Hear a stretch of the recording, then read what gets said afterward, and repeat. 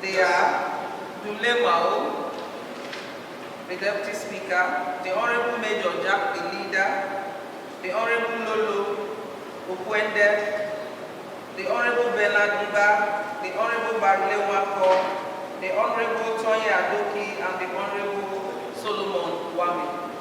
Okay. Thank you. Let me allow from Omoma, I represent Omoma State Constituency. May it please you, Mr. Speaker, and my most respected colleagues. Mr. Speaker, this bill is seeking to repeal the Commissions of Inquiry laws, Cap 30 laws of River State, 1999, which has its origin in the Eastern Nigerian Commissions of Inquiry laws of 1963. The same law we are talking about has its own origin to 1940.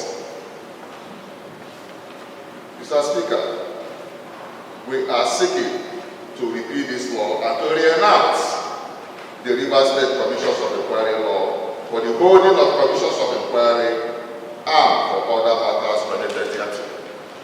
Mr. Speaker, fellow colleagues, the bill in question is brought pursuant to the inherent powers of this Honorable House and as enshrined in sections 100, sections 5, subsection 2A, and section 128 of the 99 Constitution of the Federal Republic of Nigeria as altered and amended.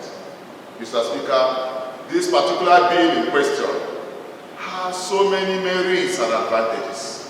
Mr. Speaker, one of them is that we are moving out from absolute laws, aka laws borrowed from time ages, long time ago, to bring this particular bill into reality with the present occurrences and development in our state.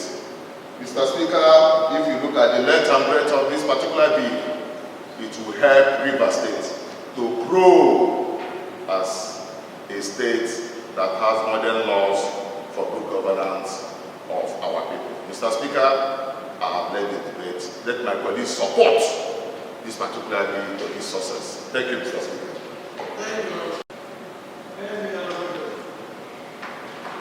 Representing our territory for the 2. Mr. Speaker, first I must appreciate our dear colleagues who have sponsored this bill. Mr. Speaker, if there's any responsibility that the legislature in our state has, that's the responsibility of legislation, which is to make laws. To make laws does not necessarily mean to make new laws or to break new laws. But as time progresses, it is time that determine laws that are obsolete and laws that are still relevant. As we grow, as democracy thrives, we see loopholes, we see laws that are obsolete, and then for the benefit and in the interest of our people, we either amend them or repeal them and then make new laws. Mr. Speaker, when our colleague was leading the debate, he gave us a preamble and told us the origin of this law, which was pre-colonial. Mr. Speaker, I'd like to lay a little foundation. When Nigeria gained its independence, a lot of the laws that came into practice, that came into operation, were laws we refer to as received English law. Received English law were laws that when we got independence, came into operation in Nigeria. These laws, after our independence, were British laws that were in operation in Britain. Doctrines of equity, common law, and what they referred as statutes that were in operation in England as at 1st January 1900. Mr. Speaker, laws that, like the sales of goods law or acts that is practiced in Nigeria in most areas, are laws that were made by the British Parliament in those days. In the same vein, the law we're talking about today, Mr. Speaker, were laws that were made in the eastern region. It is an indictment on the legislature that the law that was made in the 40s and 60s up till date is what will be in operation. Mr. Speaker, as the time this law was made, remember that there was no actual functional democracy. We did not have the democratic principle of separation of powers, where we had an independent legislature, an independent judiciary, and an independent executive arm. The executive was practically doing the job of the legislature and, of course, of the judiciary in most cases. Today, we have a functional democracy with tripartite arms of government. Three arms of government: the executive, the judiciary, the legislature, doing what they are supposed to do. If we continue to go by this law, Mr. Speaker, it means that we as a legislature are not recognizing the principles of separation of powers and, of course, the doctrine of checks and balances. The same law cannot give legislative and judicial powers to the executive. That is why, Mr. Speaker, I must commend our colleagues who have introduced this bill. Today, we are showing the world that the legislature of Rivers State is up to date in terms and in tune with current democratic tenets and practices. That today the legislature will make a law that will truly reflect the interest and intent of the Rivers people. Because of course the legislature is a representation of the people of Rivers State. So it is not wrong to say that this is the first time that Rivers people will actually make a law that will determine their commissions of inquiry. For the first time today, Rivers people are now talking about a law that will superintend over their activities as it concerns commissions of inquiry. That's why, Mr. Speaker, I want to say that we cannot continue to practice pre-colonial laws. And it's not just this once. I encourage my colleagues, and this is a challenge to all of us, to go back into the archives and begin to bring out such laws that are obsolete. And for the interest of our people, begin to repeal those that are supposed to be repealed, and of course amend those that I am very happy to do, Mr. Speaker. So I appeal to my colleagues that we should not waste any time and ensure that this bill is immediately given the due attention and made to law. That is my simple submission, Mr. Speaker. I thank you. Thank you for the remarks on this bill that they proposed today. It is indeed one law that one can best describe as an obsolete law. Obsolete because it does not reflect modern day realities. This is a legislation that was there at a pre-independence period, but following our independence and events at the National Assembly of this country that has brought about changes in our constitution, we find out that this particular law definitely needs some form of touch, which is why those who sponsored this bill they've decided that we should go ahead and repeal the existing law so that we can have a brand new law for Rivers State, one that reflects separation of powers, one that will pave way for an independent commission of inquiry that will do their job and come up with something that will be good for this state whenever they are given that task. We have in this bill 21 clauses as of today, including the citation.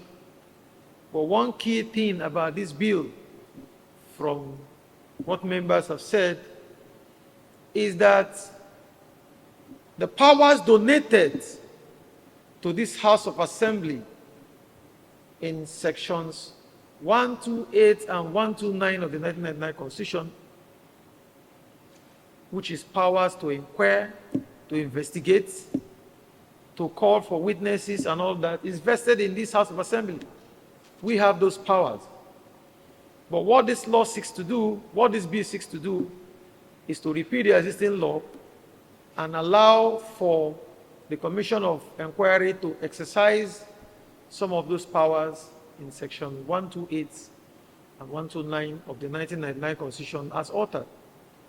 Meaning that when we are done with this bill and it becomes law, we would have had a profound touch given to this particular bill so that the commissions of inquiry, whenever they are set up, can work within the limits of the powers of the commission, as we are going to set out at the end of this process.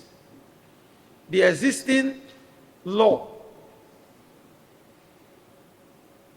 doesn't seem to have boundaries as to what this commission of inquiry will do. But I think this particular bill is also making the boundaries or their terms of reference whenever they are set up very explicit. And the good thing is that there is a clause in this bill that calls on the governor to reach out to the assembly whenever the commission of inquiry makes their recommendations, and that the governor should not go ahead to on his own begin to implement all that any commission of inquiry may ask him to do. Distinguished colleagues, we are all mindful of the fact that the commission of inquiry can make far-reaching recommendations that will touch on previous approvals by this assembly. For instance, if the commission of inquiry recommends that state funds should be used to rebuild anywhere, or that state funds should be used to do certain things that are not provided for in the appropriation law, it requires the governor of the state to let us know before going ahead to implement all that that commission of inquiry has asked the governor to do. So, what this bill seeks to do is to ensure that the tripartite touch between the commission and the governor and as well as the assembly is ensured for the interest of the good people of Rivers State.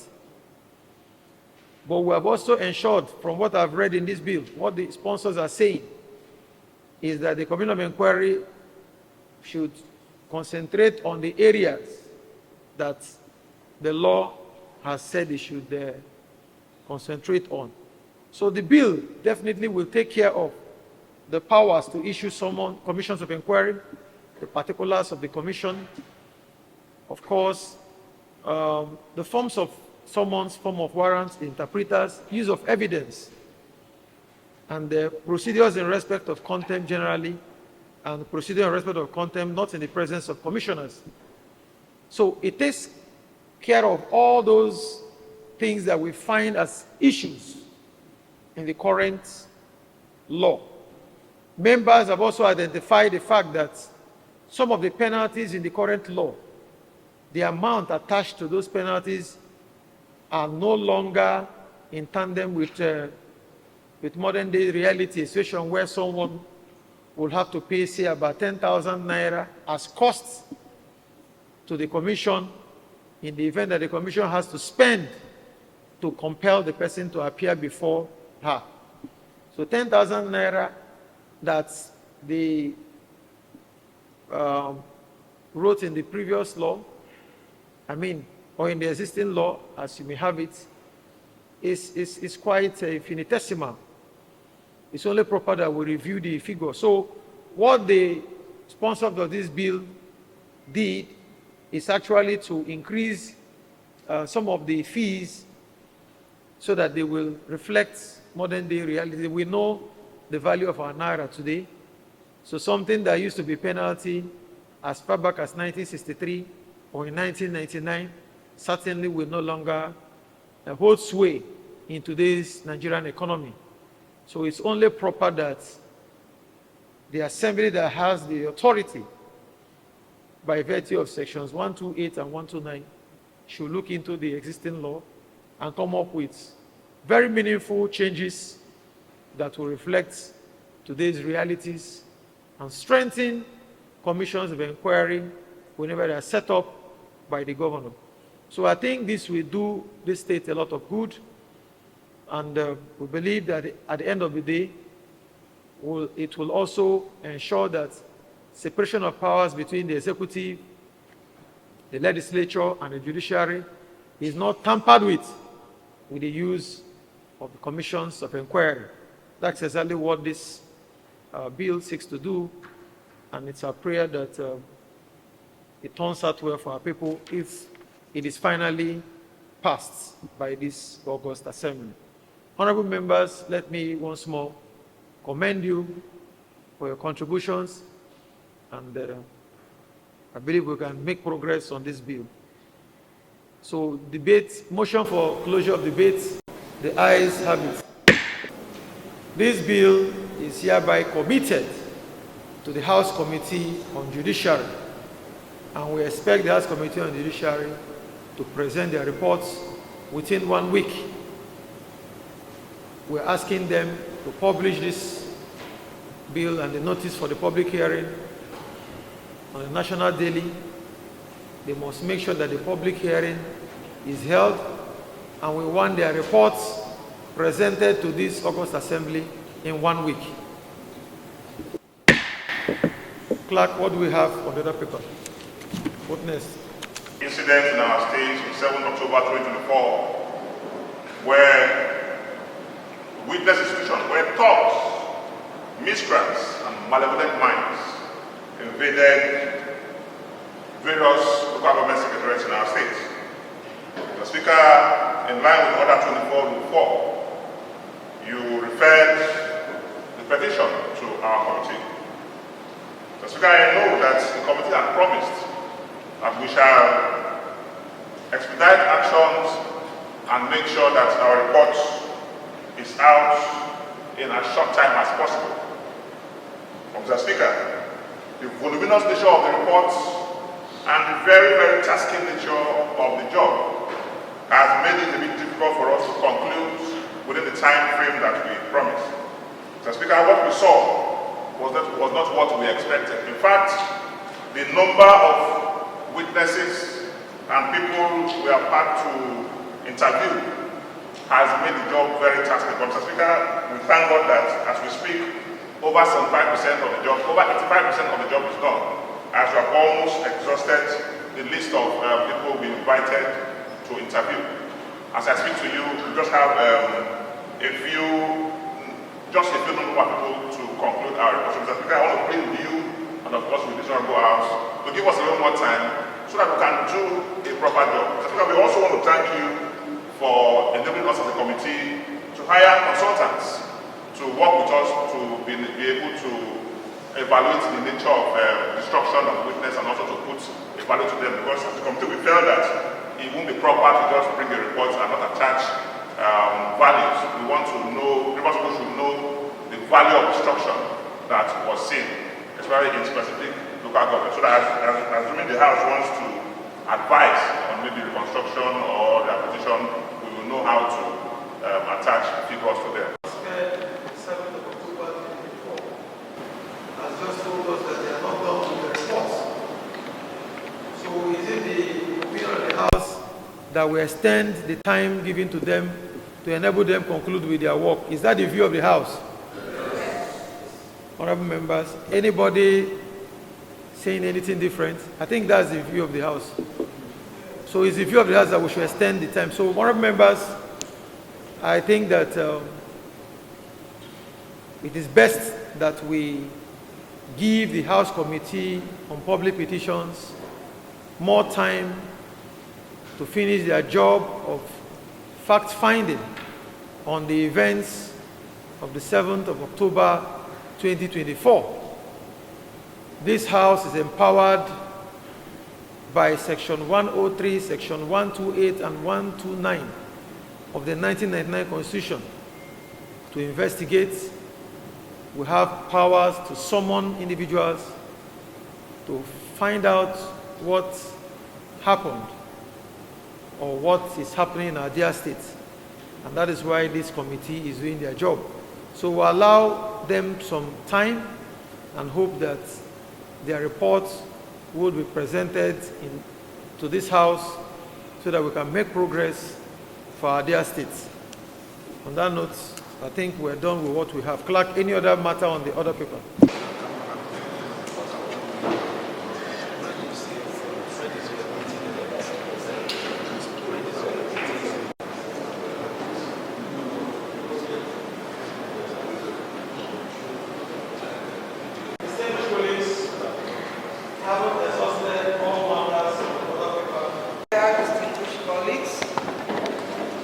Seeing that the business of the day is concluded, I move that this House do adjourn, carrying with us, Mr. Speaker, the resolve to serve with purpose and return renewed in dedication on November 27th, 10 a.m.